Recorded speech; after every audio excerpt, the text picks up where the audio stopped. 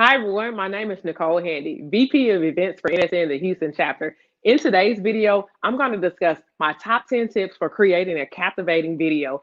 And make sure you watch this video to the end because I'm going to give you my number one bonus tip to make sure your audience continues to watch.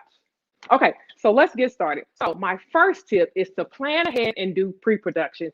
This, guys, is extremely important, right? You want to make sure that you're using the proper equipment, the proper lighting equipment, the proper sound equipment. Guys, let me tell you, lighting is everything. You can't see it, but I'm using a ring light right now. You want to always make sure that you're facing the light. People don't know this, but sunlight is the best light that you can utilize. So you can do things like sit in front of a window and face the window as the sunlight is coming in. That will give you some of the best light that you can find. Another thing you want to do is use tripods and gimbals. It's going to make sure that your shot is steady and focused. Also, make sure you have a shot list, guys. Pre-plan all of the shots that you are going to do in advance, and then also have a backup plan. Say, for example, if you're in a shot that's outside and it just so happened to be raining that day, define a place or find a place that you can use as a backup just in case you aren't able to be outside. Scripts are key. Plan out what you're going to say. I'll give you guys a quick tip. There's a lot of teleprompter apps that you can utilize where you can put your script in advance. And that way, when you're recording your videos, you can see it on the screen. Another thing is prop list. Make sure you have a list of all the props you intend to use in your videos if you're indeed going to use them. Now, the very last thing is extremely important, guys, when you're planning and doing pre-production, and that's B-roll footage. Make a list of all the B-roll that you plan on getting. So what B-roll is, for example, so B-roll is essentially additional footage that you plan on including into your video. So we'll talk about B-roll a little later on in this video, but getting B-roll is key, and making sure you plan to get the necessary shots so that you can include in your B-roll is great. So the second thing is know your audience. Guys, you want to know your audience pain points. You want to know those trigger words. What can you say or do that's going to grab their attention immediately? And you also want to make sure that your content relates to your audience. I'll give you an example. So you don't want to talk about all the great things that social media can provide to you for an audience of senior citizens, right? Social media is great, and it probably can provide senior citizens with a lot of things. However, most senior citizens aren't familiar with how to use cell phones and smart technology and things like that. So you have to be strategic and make sure that the content that you're putting out also relates to your particular audience. Now, the third thing you want to do is create curiosity, right? Give your audience a reason to stick around. So you always want to make sure that you're telling your audience exactly why they should stick around within the first 5 to 10 seconds of this video. Just like I did when I started this video. I introduced myself and I told you exactly what you were going to learn from this video. Also, I gave you a bonus. I gave you a reason to stick around. I told you that if you watch this video to the end, I'm going to give you my bonus tip, right? The big hoo-ha, right? So always make sure that you give your audience a reason to stick around. According to Facebook, if you can catch your audience within the first 3 seconds of your video, then you're more likely to keep them for at least 30 seconds. And in 30 seconds, we can give them a lot of information. So the fourth thing would be to establish you and your company's credibility. I always have a saying, people do business with people they know, like, and trust. So you want to establish that trust factor between you and your audience. Include facts and statistics, guys. Always give credit for the facts and statistics, but always include facts and statistics. Just kind of helps you establish that credibility. Like, don't just take my word for it type of person. So it helps you establish that credibility, and don't just take my word for it. I'm giving you key facts. One thing you can do to increase your engagement is also come off as a reliable resource, right? Again, like I said, people want to do business with people they know, like, and trust. So if they know you, or if they come to know you through your video content, they will grow to like you, and then they trust you because they look at you, they identify you as a reliable resource. So my favorite, the next one, the fifth thing is have energy and be authentic. Guys, I use my hands a lot in my videos. That's okay. I'm a Texas girl. I say y'all. That's okay, right? People will identify with your authenticity. But you're more than likely able to keep your audience's attention if your passion and your excitement is also coming through in the video. The next thing, my sixth thing, is use eye-catching videos. So I'll tell you guys a little trick.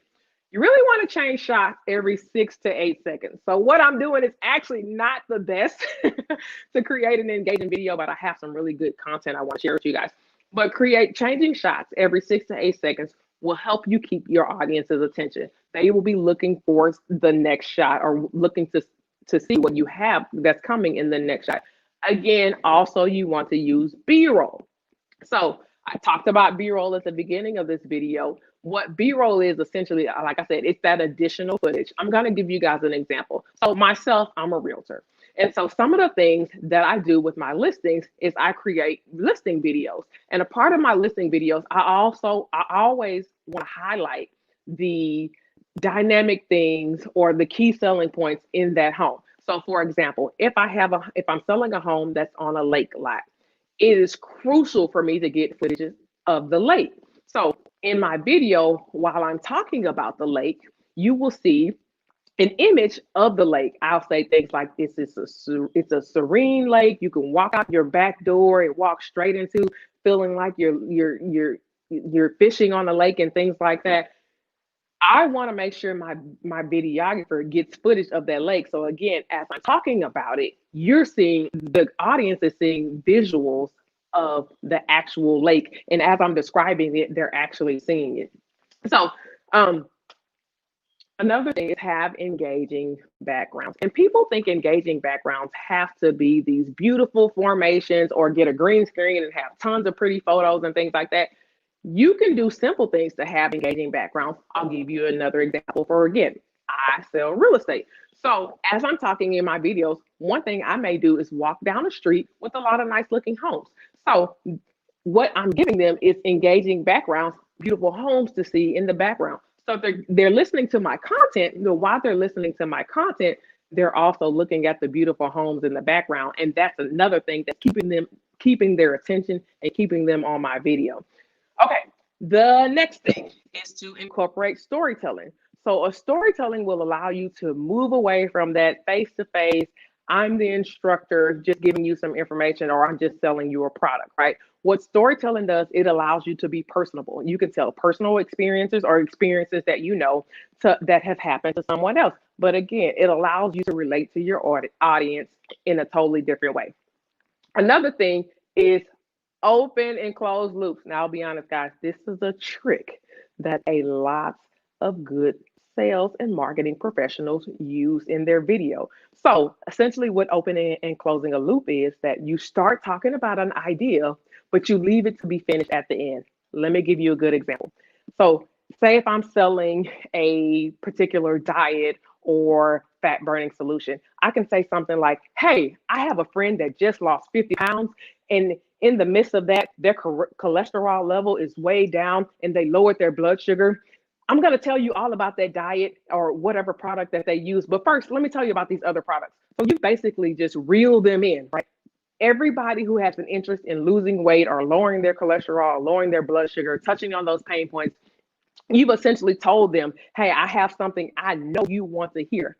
But how you keep them on the video is, again, you save that for later. You talk about all these other ones and then give them the bonus one at the end. Another thing that we can do to create engaging content is have a diverse platform of videos. So all of your videos don't have to be explanations or instructional videos. You can have tutorial videos. You can have testimonials. You can interview someone, live streams, blogs go over very well. So for those that don't know what blogs are, it's essentially a video blog. They have been proven to get a lot of engagement. And so my last and final tip, guys, is always conclude with a call to action. Tell your audience exactly what you want them to do. If you want them to pick up the phone and call you, say, hey, call me at this number below. If you want them to go to your website, click on my website, it's here. If you want them to like and subscribe your YouTube channel, audiences are more likely to do something if you call it to action and tell them exactly what you want them to do.